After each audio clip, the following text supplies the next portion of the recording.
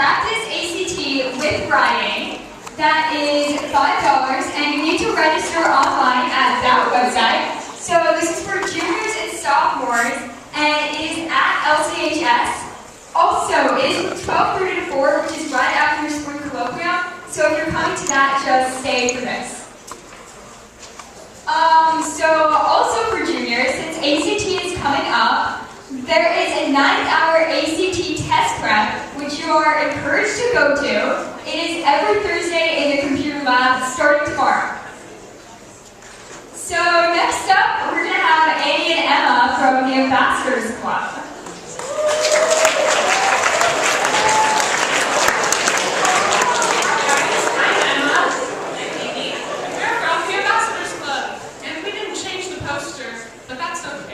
Still super exciting. We're having a movie night this Friday. There's going to be new milk and Star Wars shaped pancakes and lightsaber training and dueling and a piñata and dancing and popcorn and movies and probably all of your favorite people and a lot of super exciting things. Oh yeah, and the winner of the costume contest gets tickets to the next movie next year. Here are the details. So yeah, we're going to have a Star Wars movie night that's going to be this Friday. It starts at 8 o'clock. The doors close at midnight, so if you need to leave before midnight, you can definitely do that. We're going to be having a costume contest and a trivia contest. And the winner of those competitions will be getting tickets to the next movie. So yeah, it'll be a ton of fun. We'll have food. All the proceeds are going towards the Ambassadors Club's Loves project. So yeah, it's a good cause. It'll be fun. Stop here.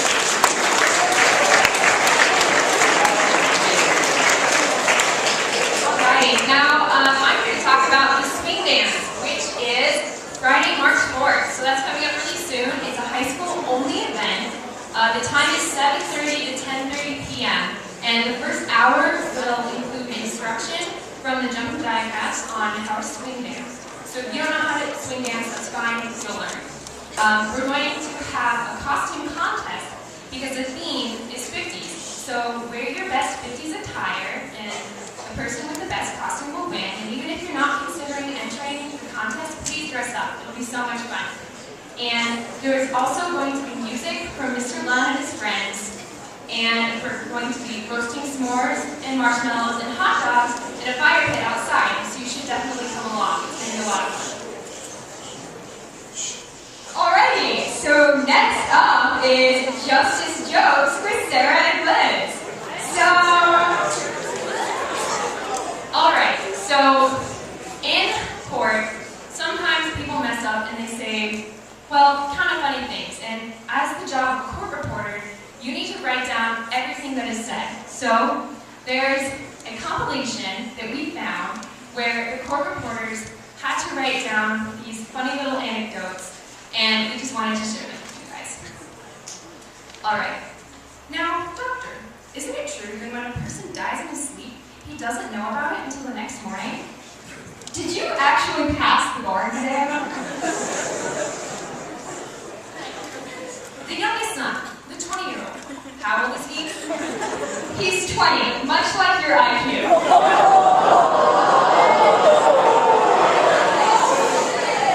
How was your first marriage terminated? By death. And by whose death was it terminated? Take a guess.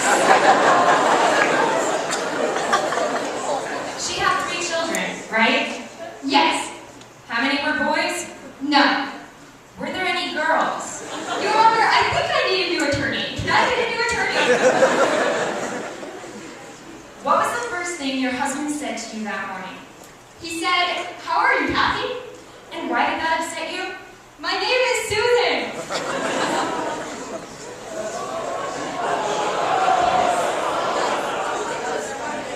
This myasthenia gravis, does it affect your memory at all? Yes. And in what ways does it affect your memory? I forget. You forget? Could you give us an example of something you forgot? Wait, that's me. Whatever. Can you describe the individual? He was about medium height and had a beard. Was this a male or a female? Unless this circus was in town, I'm going to go with the male.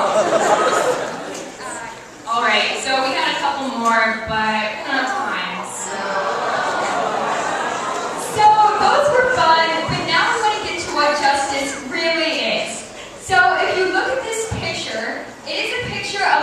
Justice, who has been a symbol of justice throughout the ages.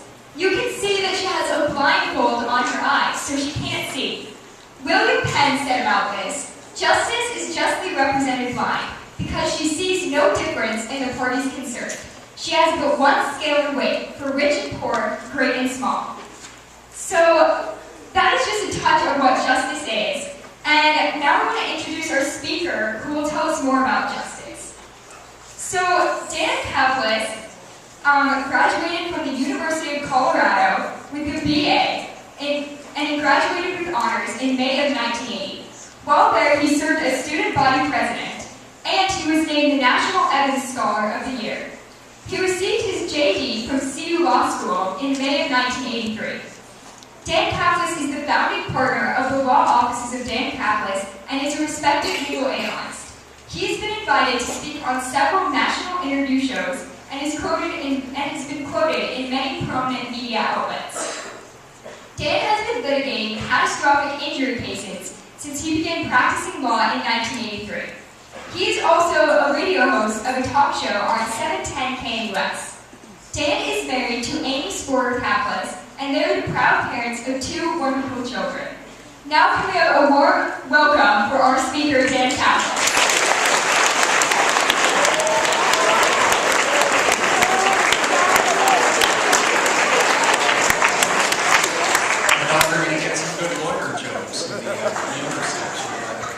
Thanks for having me. This is a real privilege for me, particularly on this topic of justice, which I've tried to build my life around, really because of the great parents I had. I grew up on the south side of Chicago, and my mother and father, my dad a police officer. My mom could have been anything, but chose to give all that up to raise us.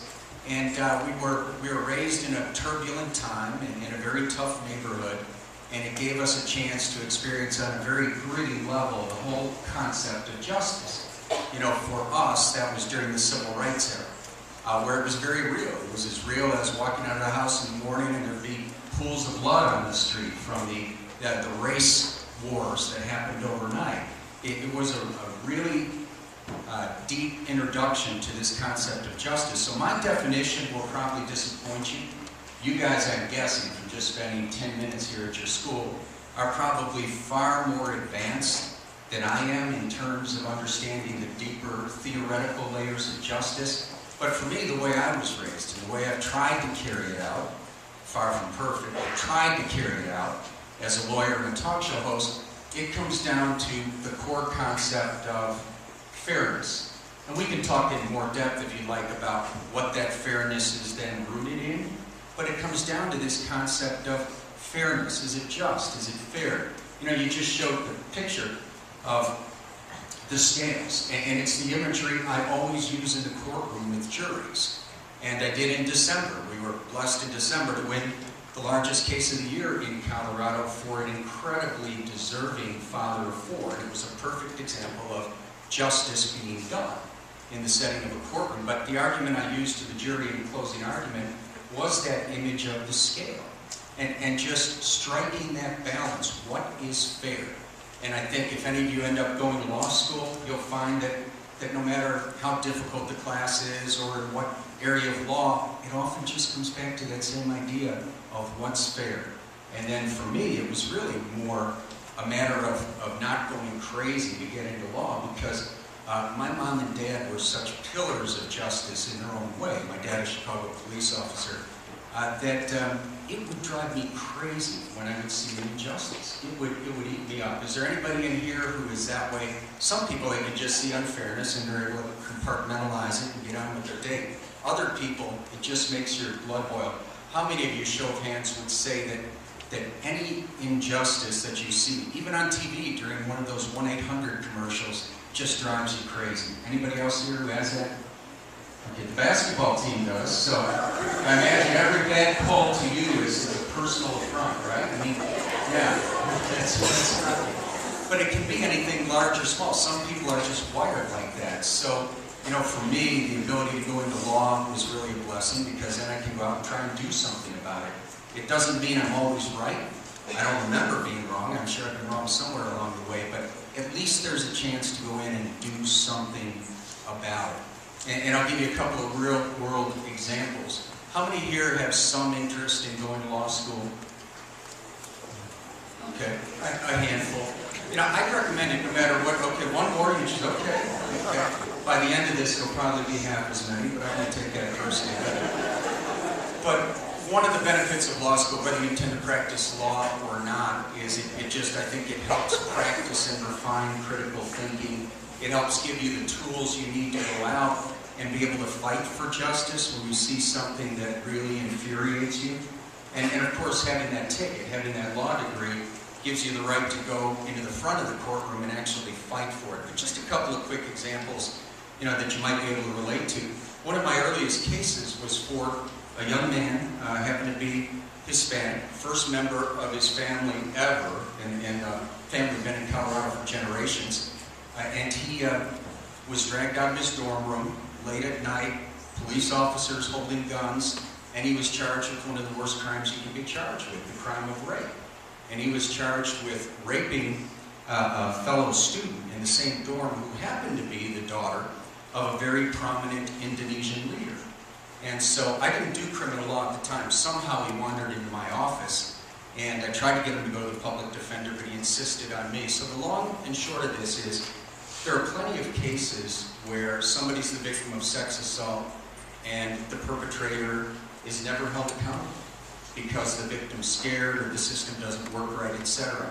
But every now and then there's a case where somebody's falsely accused. And this young man was falsely accused. And to make a very long story short, what it came down to in the end was we were eventually able to find a janitor who had actually met the young man as he was out trying to make change to go buy something before they engaged in a consensual act. And so, now they should have been doing that. I don't want my son who's about to go off to college doing that. But the point is, it was not a crime. And if we had not found that janitor, that young man is probably, you know, he'd be out of jail by now, but he probably would have done 15 years. And so, you know, that's an example, and I'll never forget, I don't want to get into too deep a detail, but that's an example of where justice was done not only by us in doing the work we did, but by the district attorney, Alex Hunter, in Boulder, who, when we came to Alex and we explained the evidence we had, Alex agreed to drop that case, which not every district attorney would have done. And I'm sorry to be like Hillary Clinton or Marco Rubio, but I'm fighting the cold. Is there a bottle of water or a glass of water? Would you mind, thanks? Did anybody get that Marco Rubio reference? So justice comes in many forms when you pursue it through the legal system. I now do primarily civil law, which is a less important form of justice, but still vitally important. I just described for you a criminal case, and I've only done a handful of criminal cases, but I felt very satisfied in that case because a young man avoided jail, went on and did great things. It had a really strange twist to it because his alleged victim was the daughter of an Indonesian leader. He ended up being the target of a hit because the Indonesian leader offered a reward to anyone who took the life of my client. And that became a big national story. I ended up on Larry King Live talking about it, etc. My client, thank you, to the best of my knowledge, is still alive and doing well. But the other thing about practicing law you may enjoy is you just get involved in so many fascinating situations. And I'll give you one more example, and then what I'd like to do is open it up to questions, because I can tell just spending a few minutes in a couple of your classes that you guys are A, lottery winners, and Mr. Schaefer tells me literally you are lottery winners. It took a lottery to get in here. And B, this is a fabulous place, far beyond what I've normally understood high school to be. So you probably have some great questions, hopefully some challenging questions, and I'd rather spend the rest of the time on Q&A. But one other example of doing justice in a civil sense, because does anybody know the difference between the criminal arena and the civil arena? Anybody wants to throw it out there? Criminal is when, yes? So a criminal is when somebody's accused of committing a crime, and a civil is usually when somebody's trying to sue someone. That's right, give me just enough time to drink this water. Thank you. And what you said is criminal is when somebody's accused of a crime that's right. You're prosecuted by the government, by the people. The government acts on behalf of the people. Civil is a private arena where you're seeking money damages to balance out harm. And when a lot of people hear that, they think of ambulance chasers, they think of fraud, they think of rip-offs. But the reality is, in my experience, I've only been doing it 32 years, but I do it all over the country. There's not that much of that. There are some lowlifes, there are some liars, there is some fraud, but for the most part, the cases, in my opinion, are legitimate. But I'll give you one example that may be closer to home for you. There was here in Colorado, there was a 17-year-old girl, and the 17-year-old girl was having some problems, and she tried to harm herself, and she was in the hospital, and she was unconscious, being attended to. Wonderful girl with a wonderful life story. She just had a low point in her life. And so while she was in the hospital, somebody injected her with a medication, the wrong medication, that should have killed her instantly, but instead it left her near death and essentially destroyed her brain. So she'll live in an institution the rest of her life. So we were fighting in court. We were claiming that the hospital was negligent. Good hospital, but sometimes good people make really serious mistakes. And then the question comes back to justice. What's fairness in a situation like that? Is fairness to say, hey, this is a great hospital. They do great work that really serves the community well. And it would be wrong to make them pay a lot of money here because that would hurt their ability to care for other people. Or is justice, wait a second, you made a mistake. And now the 17-year-old girl is going to have to live in an institution every day the rest of her life, and she should be able to live in a good one. So how many people think justice would be the first thing I said? Just understanding there are going to be mistakes, and we have to just give the hospital the benefit of the doubt in order to protect its ability to operate. How many would be in the first hand? Show of hands? Okay, no, I know it's got to be more than you, son. I credit you for your honesty. But how many think justice would be in the second hand? Thank you. And then some folks their minds are probably on the Nevada primary last night, but I don't blame them. It's fascinating to watch. So anyway, long story short, we fought that case tooth and nail, and the hospital's defense was a claim that they admitted that this young lady, while unconscious, had been injected with the wrong drug that should have killed her. Their defense was a claim that her mother had snuck in the middle of the night and tried to kill her. That was their defense. And we had to fight that case for 2 years and go all the way to within 3 days of trial. And if you were me in that case, say you're the lawyer in that case and you're trying to find the key evidence in the case, what would you look for? What would you be looking for? Yes? Any security footage? Amen. What year are you in? 8th grade. You should graduate with honors right now. The point was, look for security footage. So that's the first thing we did was subpoena the security footage. You know what they told us? The footage had been accidentally destroyed. So, it ended up being the largest settlement in the history of the state of Colorado. And now that young lady has, and obviously she rather her health, but now there are literally thousands of dollars a day available for her to be cared for in the very best manner she can be cared for. And she's starting to do a little bit better as well as she could ever possibly do, but thank God she's not living in some horrible institution because of a lack of money. So just a couple of quick examples of justice as I see it. It comes back to fairness, but it also comes back to, it's not good enough just to have a law that is fair. What's the key? What would Thomas Jefferson tell you is the key to justice? To justice really occurring once you have a law that is fair on its face. Anybody? Yes? You need people to serve the justice, that's right, like my father, the police officer, and everybody else in the system. What else? What else is absolutely essential to justice? I know you know this. Yes, sir? Written laws? Written laws, true, because without that, you don't have the written laws, you don't have the continuity, you don't have the consistency. Yes? You need to have a standard for justice. standard for justice, which gets very close to what Jefferson hit on, and I've got to tell you, I think is the absolute heart of this, and that is equal application of the law. If you're not applying that law equally, you don't have justice. It doesn't matter how good those laws are. It has to be applied equally to the poorest person as well as the rich and the powerful. And I think one example right now, and this is not meant to be partisan in any way, this is a nonpartisan address, but the truth is truth, is we see a situation where, in my opinion, Hillary Clinton is blatantly, obviously guilty of violating the law that says you cannot compromise secure information. And I think she clearly compromised it with her private server. But she has not yet been prosecuted for that. So, and you could find examples on both sides of politics, both sides of everything. But again, the failure to enforce the law equally undermines respect for the law.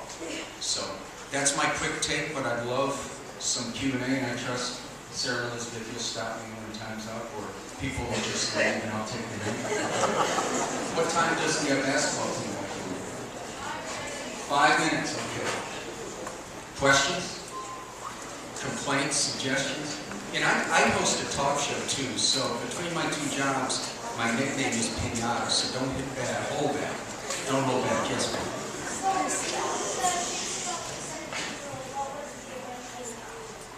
The case on the 17-year-old, what was the eventual ruling? What a great question. Our claim was that the hospital had been negligent. And that case actually settled 3 days prior to trial, so the jury never rendered a verdict. But it settled for more money than has ever been paid to settle a case in Colorado. And so that was a pretty clear admission that they were negligent. And does anybody know the definition of negligence? Some people say I have the living definition of negligence. Yes. Being careless, yes. Negligence, listen, for all the definitions, yes. Failure to do your job, yes.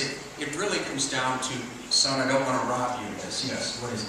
Failure to follow guidelines that protect the rights and safety of others. Yep, failure to follow guidelines that protect the rights of others. The legal definition of negligence comes down to reasonable care. Was somebody unreasonable? Did they fail to use reasonable care? So, other questions? Yes? What was the hardest part about getting through law school? Hardest part about getting through law school, you want the honest answer or the answer your teachers want to hear?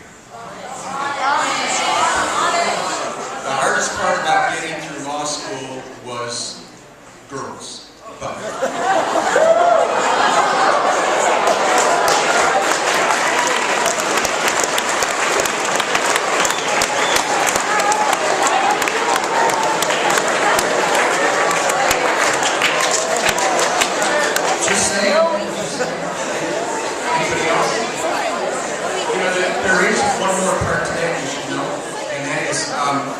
law school, if you're thinking about it, don't be intimidated. Law school is not that hard.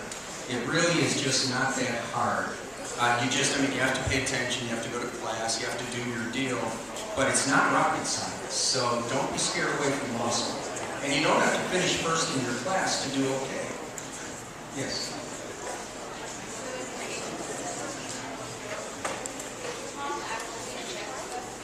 Good question. In the case of the 17-year-old girl I told you about, did the mom actually inject her with anything? Absolutely not. That the mother, in fact, I was just talking to them this morning on the phone because I love the family so much, I'm hiring their other daughter as my office manager. The mother is one of the finest people you'll ever meet in your life, a missionary. They've just done so much work to help the poor. So it was so obscene that they would make this allegation against her just to try to save her own skin. Talk about unjust. And I often wonder, I've got all my own flaws. When Judgment Day comes for me, I'm not particularly optimistic, but sometimes you look at stuff like that and you say, are people afraid of God at all?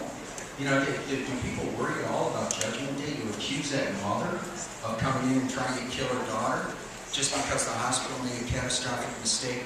So one of the great rewarding things, my job can get tedious at times, a lot of paperwork, you run into some knuckleheads, that sort of stuff, plenty of liars. But boy, when you can help do justice like that, and half the justice in that case was the mother, being able to walk away vindicated. Anybody else? Back of the room, maybe? Yes, sir? What brought you to hosting your own radio show? Oh, what a great question. What brought me to hosting my own radio show? Honestly, it was the same sense of justice my mom raised me with. And for all of you in here, probably each of you have your own, let's cheer on the basketball team.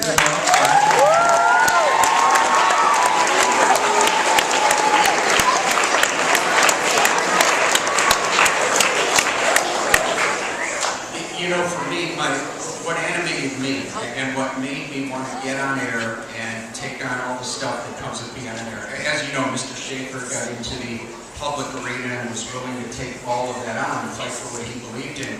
For me, my mom was one of really the founders of the Right to Life movement in America. And so for me, just the desire to get a microphone so I could speak out on the things I believed in deeply, you know, really is what motivated me to get on air. Now, you got to talk about more than abortion on air. Your show's not going to last a week. But it was a great opportunity to actually get into the arena and try to do some good, try to influence the conversation. Yes? So what do you do if you're hired by someone that's obviously guilty? Great question. What do you do if you're hired by somebody who's obviously guilty? And this would go to the criminal arena, because in civil cases, we work on a percentage fee basis, which means if we don't win, we don't eat. And so there's no motive to take on a civil case that's not true and just in the winner, because all you're going to do is put a lot of time into it and not get paid. In the criminal arena, what do you do if you have somebody you know is obviously guilty? Some would say you make sure their check clears, but not me. No, and I don't do criminal work. The serious answer to that is I'm never knowingly represented. The short period of time I did criminal work was when I was trying to get my law practice going, and I'd take anything that came in the door just to pay the bills. And I don't think I ever knowingly represented someone who was guilty. I really don't think I did, but I really respect the people who do, because the reality is, the way our justice system is set up, you wouldn't be able to convict anybody if there weren't good lawyers willing to defend the guilty. Because you can't bring somebody to trial unless they have effective assistance of counsel. And if you didn't have those lawyers willing to defend them, the guilty could never be convicted. And I also truly believe, despite the best intentions of the people in the law enforcement system, innocent people sometimes do get convicted. And that, to me, is one of the worst horrors imaginable. Great question, though. Thank you. Anybody else? Yes?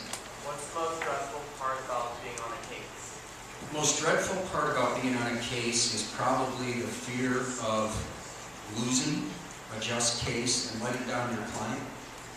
And that's probably, and I'll give you a quick example. I went to trial in December, and there was enormous pressure on me because my client was probably like a lot of your parents, given your ages. He was a young man, father of 4, hardworking guy. He'd been crossing the street when he was hit by a bus, and he was horribly injured, and it had the family on the brink of poverty because he couldn't do the things he needed to do.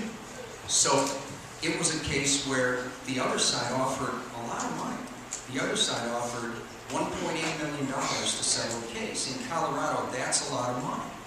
And even after the greedy lawyers and everything else, he would have walked away with 7 figures. These are very spiritual people, very faithful people. But because the bus company was blaming him, claiming it was his fault, you know, they stood up, they prayed, and then they stood up, they came in and shocked me and said, no, this is not just. This is not fair. We're going to go to trial and let a jury decide. So in a case like that, I lived in fear every day of the jury getting it wrong. And my clients, you know, living with the knowledge they could have had a lot of money, but now they don't. But they had such faith and such commitment to justice that they wanted to let a jury decide it. And so that's the toughest part about what I do, is living with that fear of a verdict that goes wrong. And in that case, thank God, the jury came back, and it was the largest verdict all year in Colorado. And in fact, just yesterday, the case settled on appeal, and the family will get $6 million. And that won't repair the husband, but it will allow these children opportunities they wouldn't have had. It will allow the family to keep a roof over its head without worrying every day. So, but that's the biggest fear. Man, I'm going to try to call somebody else if you don't mind. What's that? How long do I work with clients? In most cases go on a year or so, but I'm in touch with many of my clients from 20 or 30 years ago. There's a relationship that forms. But yeah, usually our cases go a year to a year and a half. Son, I'm trying to find somebody I haven't talked to. Go ahead. I've been a lawyer. How long do you think? How old are you? Lawyers started about 25 years old. How long do you think I can practice? It's a good man. Another A+ right there. 32 years. 32 years. And honestly, it seems like a year. Are we about to have one? One more. Okay. Yes, sir.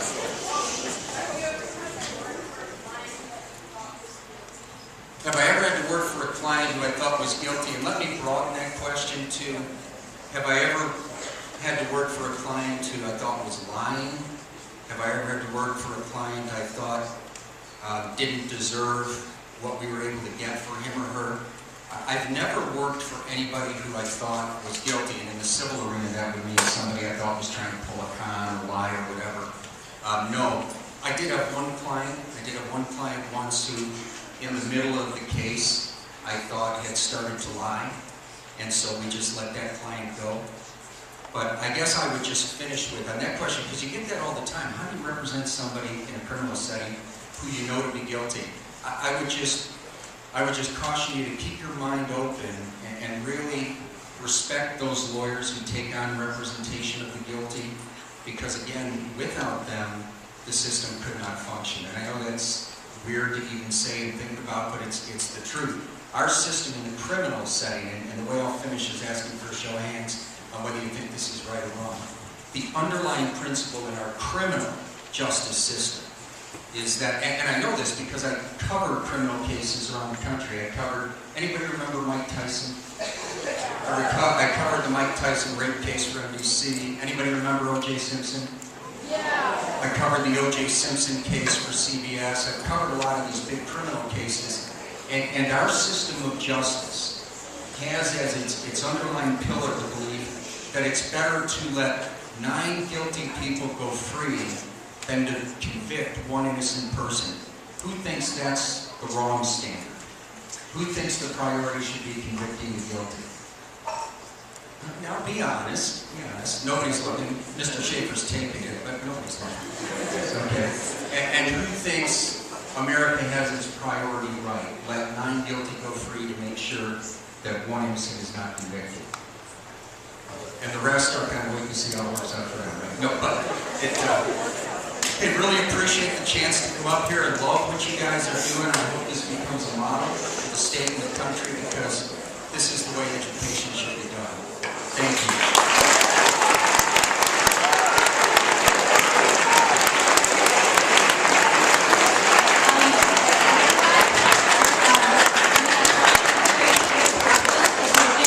Our vacuum for him, and can we get another round of applause?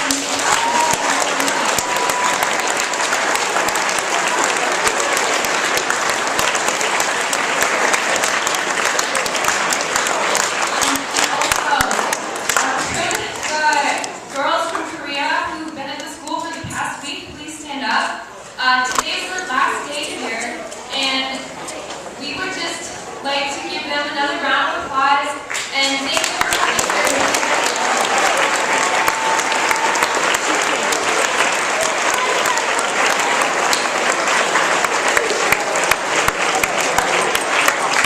All right, and now we have Mr. Casey giving the foundation stone away.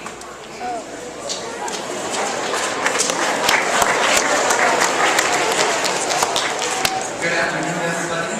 It's my honor to present a Foundation Stone Award to a junior high school student whose display of virtues has greatly impressed the faculty this year.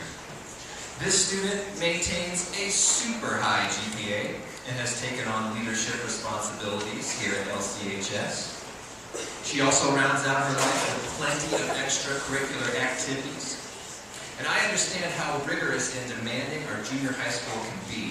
So it requires a mature grasp of both temperance and prudence to maintain those responsible routines without becoming a really crabby or mean person. And this student isn't crabby or mean at all. In fact, she's super friendly and upbeat.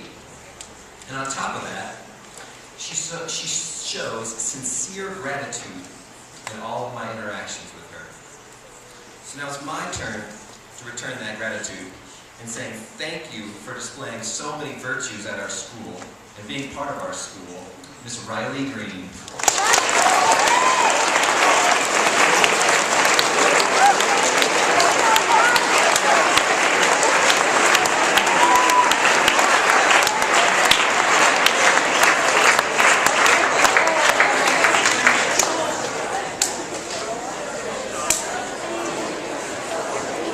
Alrighty, next up we're going to have Mr. Lovely announcing the Capstone Award winner.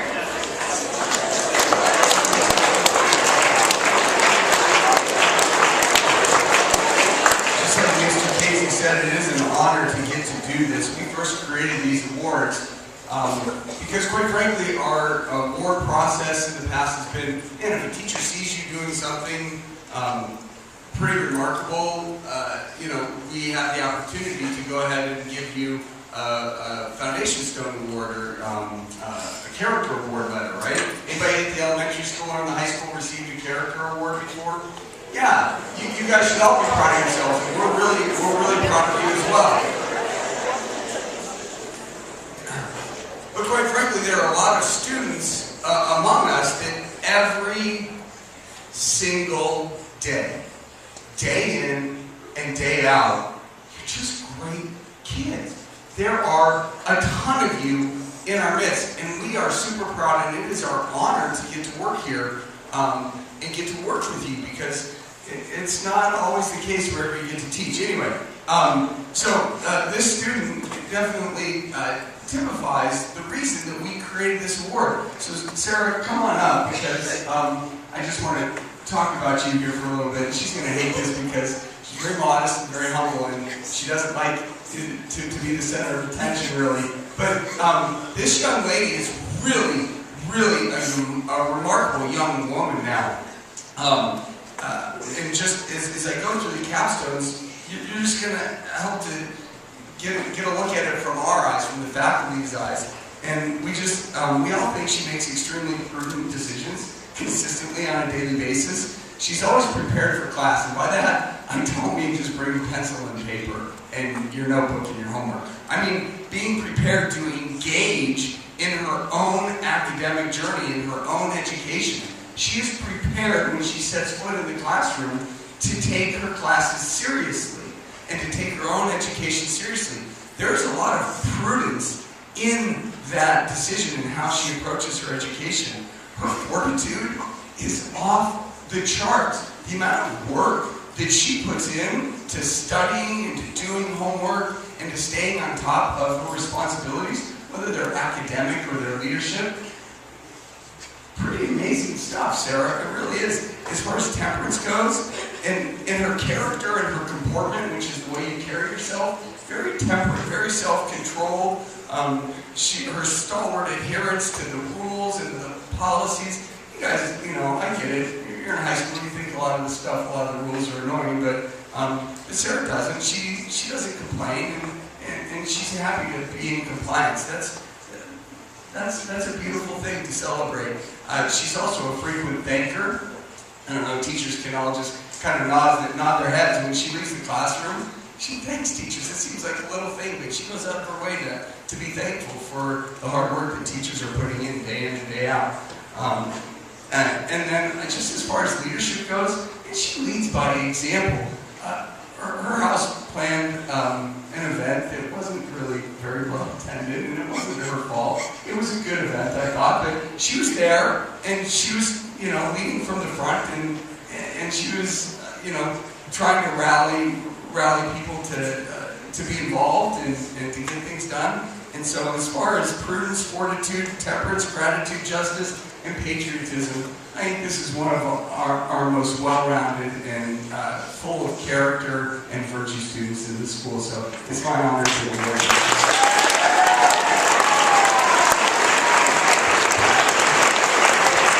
Now, real quick, we have about a minute left, and I'm going off script here. I just want to ask a real quick question. Who in here has helped set up these chairs for Lyceum? Who in here has done that? Who in here has done that? Nice job. Thank you for doing that. Okay? Would you say that's a really fun and exciting thing to do? No, it's not. But we've only got a little while left, right? Are you really comfortable and you enjoying how comfy and cozy you are with each other right now? Not particularly. We're kind of packed in here like sardines. But what's going on outside those doors right there? Do you see that? We're gonna have bleachers!